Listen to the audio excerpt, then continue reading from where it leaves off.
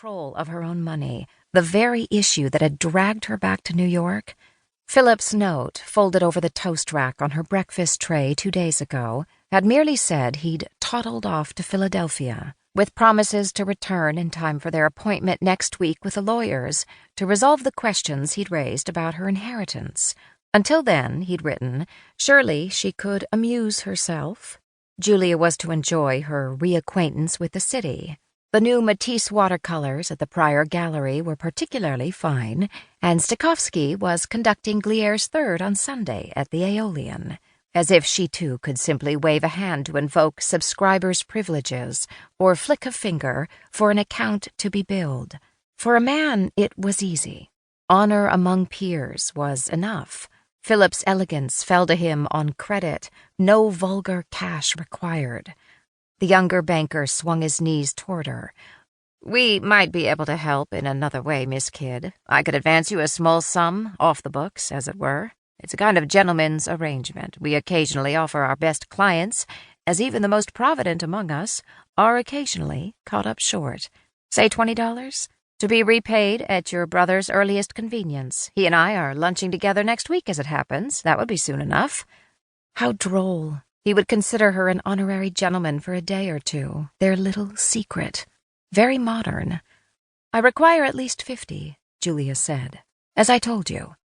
Most men she knew would ask for twice that, and beam at the adventure of such thrift.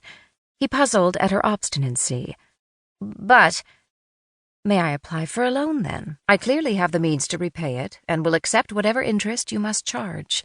She lifted her chin. Pride cost nothing. The men's eyes reconvened. Lips were rolled, sighs suppressed. "That's impossible, too, I'm afraid. It's simply not done, Miss Kydd. No reputable bank in this country will lend money to a woman without the co-signature of a male relation. You must be reasonable." The younger man tried again. "But your problem is so easily solved. A brief note would do. Philip can even telephone if he speaks to one of us directly. We do sympathize, Miss Kydd." "Trust your brother, my dear," his colleague added. "He'll look after you, decide what's best. I'm afraid there's nothing more we can say. You must understand." Julia understood. It was they who failed to grasp the situation. She simply sought to withdraw a modest sum of her own money. She needed their services, not their sympathy. The more solicitous and adamant their manner grew, the more her cheeks began to burn. She stood, and both men scrambled to their feet.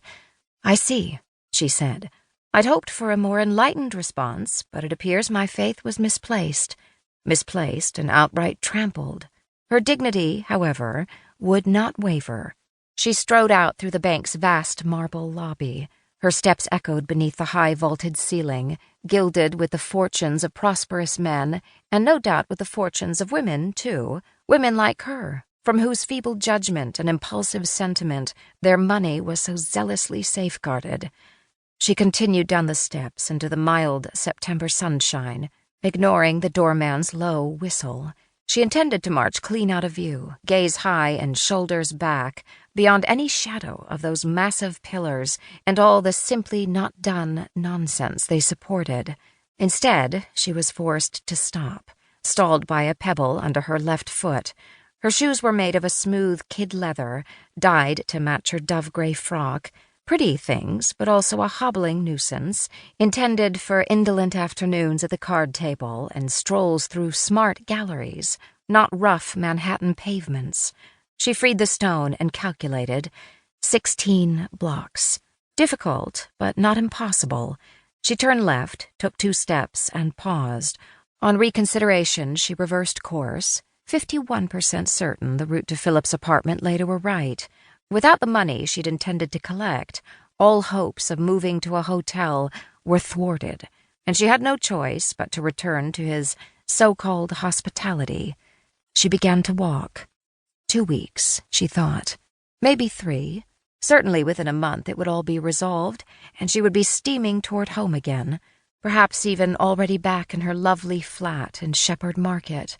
By then her housekeeper, Christophine, would have dry-proofed, cleaned, and laid in the shiny new fonts of Garamont, due to arrive from France any day now. She had barely demurred when Julia